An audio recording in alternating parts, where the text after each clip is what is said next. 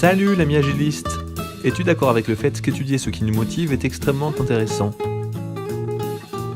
Dan Pink a étudié cela pendant plusieurs années, et aujourd'hui nous allons en parler.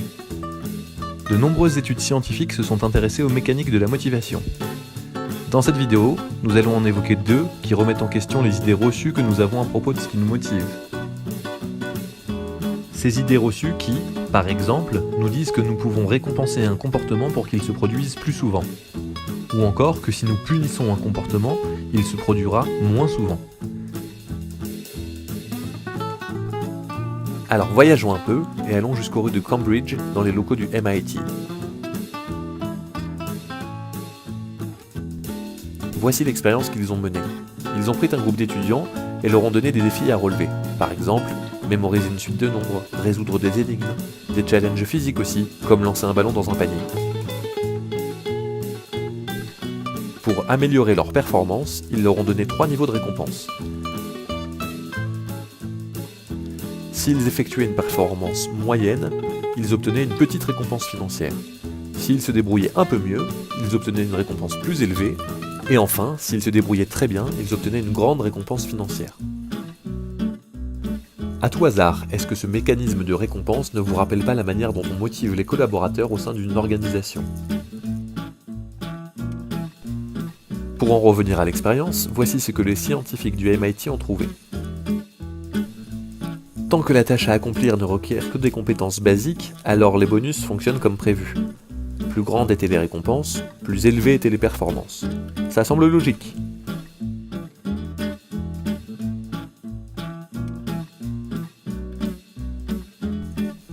Mais dès lors que la tâche à accomplir demandait une compétence intellectuelle, une récompense plus grande menait à des performances plus faibles.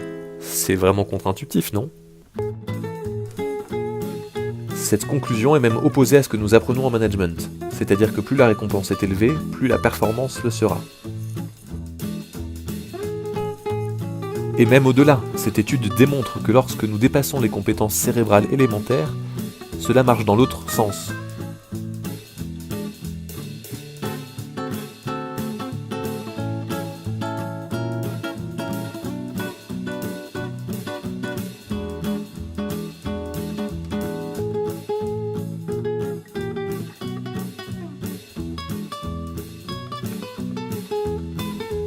Ça défie les lois des sciences comportementales. Ceci étant dit, cette expérience a été faite uniquement sur des étudiants américains sans difficulté particulière. Est-ce que ce comportement est plus global ? Pour répondre à cette question, rendons-nous maintenant à Madurai, en Inde, où $50 représentent beaucoup plus et recommençons l'expérience. À Madurai, la petite récompense est l'équivalent de 2 semaines de salaire. La récompense moyenne est l'équivalent de 1 mois de salaire, et la meilleure performance représente 2 mois de salaire. Les incitations à réussir sont donc bien plus fortes. Et qu'avons-nous observé ?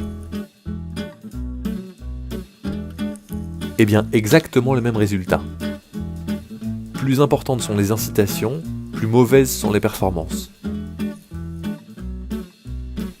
Ce qui est intéressant avec cette expérience, c'est qu'elle a été répliquée partout, dans des milieux sociaux différents, en Inde, en Chine, en France, et on observe systématiquement le même comportement. Pour des tâches simples, si tu fais cela, alors tu auras ceci. Les récompenses financières sont géniales, mais lorsqu'une tâche est plus complexe, lorsqu'elle requiert une réflexion conceptuelle et créative, les récompenses financières ne fonctionnent plus. Il y a donc un écart entre ce que le business fait et ce que la science sait. Bien entendu, l'argent possède un pouvoir motivant. Si des collaborateurs ne sont pas assez payés, ils ne seront pas motivés. Il faut les payer suffisamment pour que l'argent ne soit plus une préoccupation.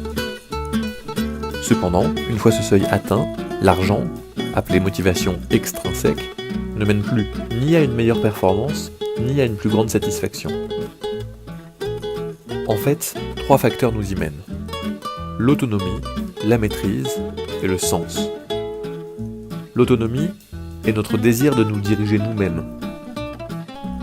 Les notions traditionnelles de management vont à l'encontre de cela. Si vous voulez de l'engagement, et c'est ce que nous voulons, l'autonomie est meilleure qu'un management à l'ancienne.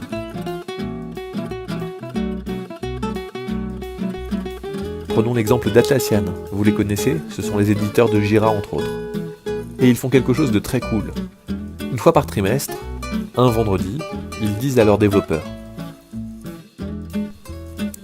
aujourd'hui vous pouvez travailler sur ce que vous voulez, de la façon dont vous le voulez, avec qui vous le voulez. La seule contrainte est que vous nous montriez un résultat après 24 heures.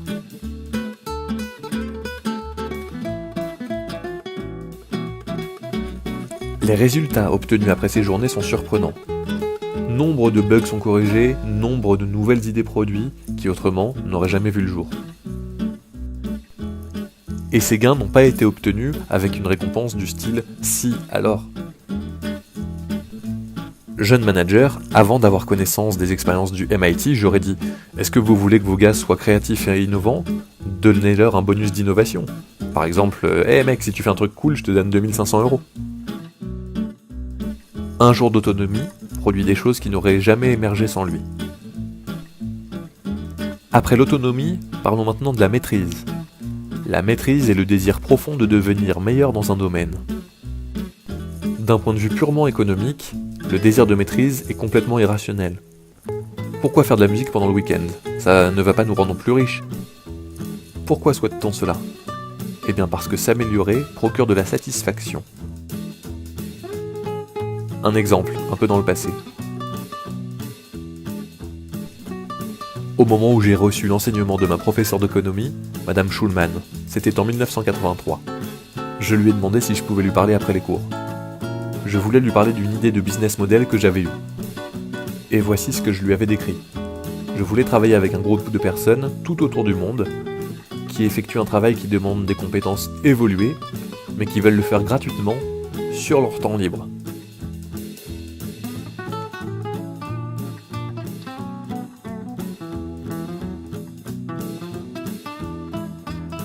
Ça serait génial. Ma professeure a pensé que j'étais fou. Mais qu'en est-il en réalité ? Qui se souvient d'Encarta maintenant ? Qui connaît Wikipédia ? Il existe Linux, qui propulse un serveur d'entreprise sur 4. Apache, pour la majorité des serveurs web. Mais que se passe-t-il ? Pourquoi est-ce que les gens font cela ? Pourquoi est-ce que ces gens qui ont des compétences techniques sophistiquées, qui ont des emplois, font cela ?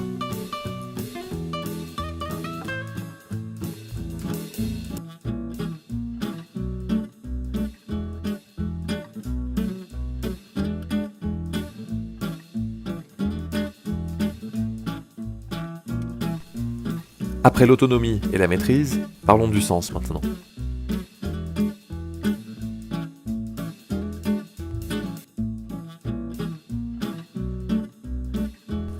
De plus en plus d'organisations veulent avoir un but transcendant. C'est ce qui permet d'attirer des travailleurs talentueux.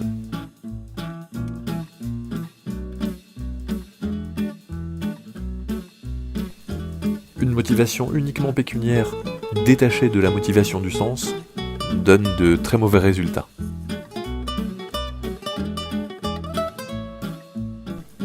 Sans la motivation du sens, on obtient de mauvais produits, des services lamentables, des lieux de travail peu inspirants.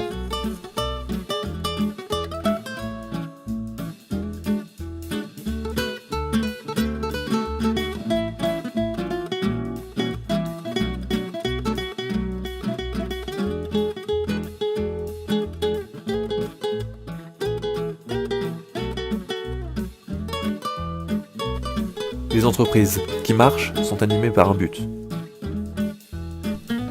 Par exemple, le fondateur de Skype affirme qu'il veut faire du monde un meilleur endroit. Steve Jobs voulait, lui, laisser une marque dans l'univers. Pas mal.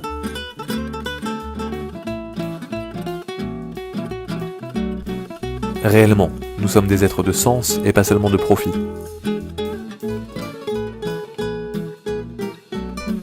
Finalement, s'il n'y a qu'une seule chose à retenir de cette vidéo, c'est ceci. Si nous commençons à traiter les gens comme des gens, et ne pas les considérer comme des chevaux, avec la carotte et le bâton, si nous arrivons à dépasser ce genre d'idéologie, et que nous regardons ce que nous dit la science, Je pense que nous pouvons construire des organisations et des vies au travail qui nous conviennent mieux, mais aussi faire du monde un endroit un peu meilleur.